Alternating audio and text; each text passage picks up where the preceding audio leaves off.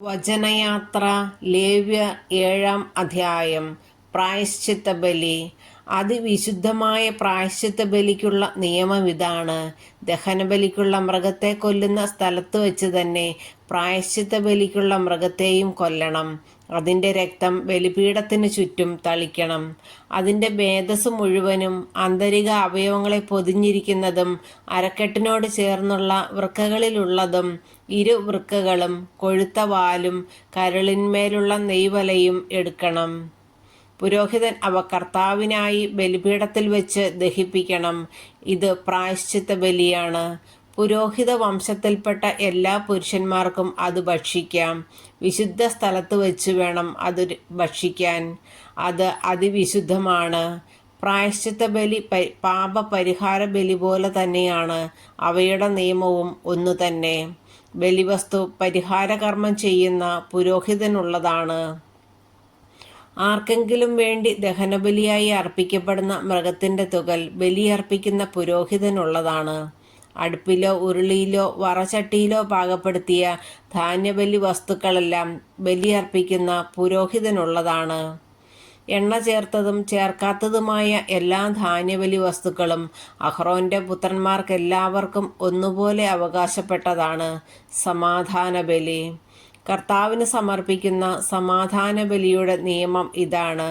കൃതജ്ഞതാ പ്രകാശനത്തിനു വേണ്ടിയാണ് ഒരുവൻ അത് അർപ്പിക്കുന്നതെങ്കിൽ എണ്ണ ചേർത്ത പുളിപ്പില്ലാത്ത അപ്പവും എണ്ണ പുരട്ടിയ പുളിപ്പില്ലാത്ത അടയും നേരിയ മാവിൽ എണ്ണ ചേർത്ത് കുഴച്ച് ചുട്ട അപ്പവുമാണ് കൃതജ്ഞതാ ബലിയോട് ചേർത്ത് സമർപ്പിക്കേണ്ടത്. കൃതജ്ഞതാ പ്രകാശനത്തിനുള്ള സമാധാന ബലിയോടുകൂടി പുളിപ്പുള്ള അപ്പവും കാഴ്ചയർപ്പിക്കണം. ഓരോ ബലിയർപ്പണത്തിലും കർത്താവിൻ്റെ കാഴ്ചയായി ഓരോ അപ്പം നൽകണം. അത് സമാധാന ബലിമൃഗത്തിൻ്റെ രക്തം തളിക്കുന്ന പുരോഹിതനുള്ളതാണ്. കൃതജ്ഞതാ പ്രകാശനത്തിനുള്ള സമാധാന ബലിമൃഗത്തിൻ്റെ മാംസം ബലിയർപ്പിക്കുന്ന ദിവസം തന്നെ ഭക്ഷിക്കണം. അതിൽ ഒട്ടും പ്രഭാതം വരെ ബാക്കി വയ്ക്കരുത്. എന്നാൽ ബലി നേർച്ചയോ സ്വഭീഷ്ട കാഴ്ചയോ ആയിട്ടാണ് അർപ്പിക്കുന്നതെങ്കിൽ അർപ്പിക്കുന്ന ദിവസം തന്നെ അത് ഭക്ഷിക്കണം. അവശേഷിക്കുന്നത് പിറ്റേ ദിവസം ഭക്ഷിക്കാം. ബലിമൃഗത്തിൻ്റെ മാംസം 3-ാം ദിവസവും അവശേഷിക്കുന്നുവെങ്കിൽ അത് അഗ്നിയിൽ ദഹിപ്പിക്കണം. സമാധാന ബലിയുടെ മാംസം 3-ാം ദിവസം ഭക്ഷിക്കുകയാണെങ്കിൽ ബലി സ്വീകരിക്കപ്പെടുകയില്ല. സമർപ്പകന് അതിൻ്റെ ഫലം ലഭിക്കുകയുമില്ല. അത് അശുദ്ധമായിരിക്കും. ഭക്ഷിക്കുന്നവൻ കുറ്റമേൽക്കേണ്ടി വരും. അശുദ്ധ വസ്തുക്കളുടെ സ്പർശനമേറ്റ മാംസം ഭക്ഷിക്കരുത്. അത് തീയിൽ ദഹിപ്പിച്ചു കളയണം. ശുദ്ധിയുള്ള എല്ലാവർക്കും മാംസം ഭക്ഷിക്കാം. എന്നാൽ അശുദ്ധനായിരിക്കെ ആരെങ്കിലും കർത്താവിന് അർപ്പിക്കപ്പെട്ട സമാധാന ബലിയുടെ മാംസം ഭക്ഷിച്ചാൽ അവൻ സ്വജനത്തിൽ നിന്ന് വിച്ഛേദിക്കപ്പെടണം.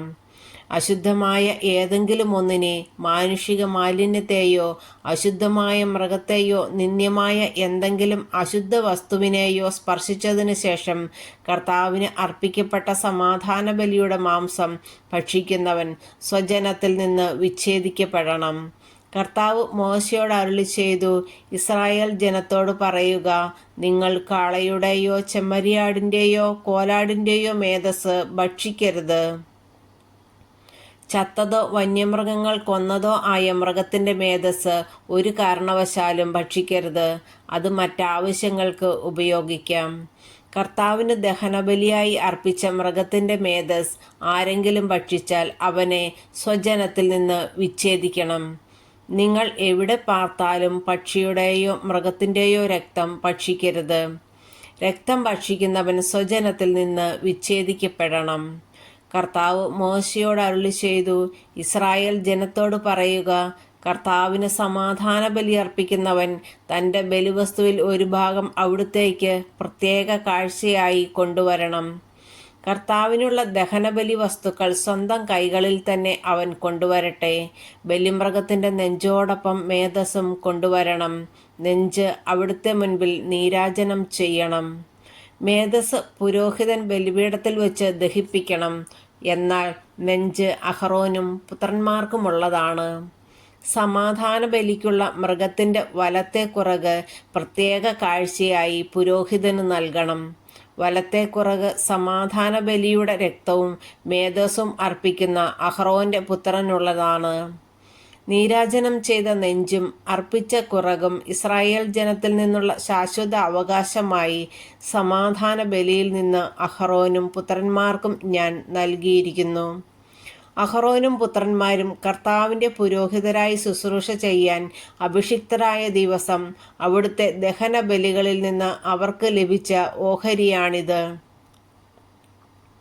ഇത് അവർക്ക് നൽകണമെന്ന് അവരുടെ അഭിഷേക ദിവസം കർത്താവ് ഇസ്രായേൽ ജനത്തോട് കൽപ്പിച്ചിട്ടുണ്ട്.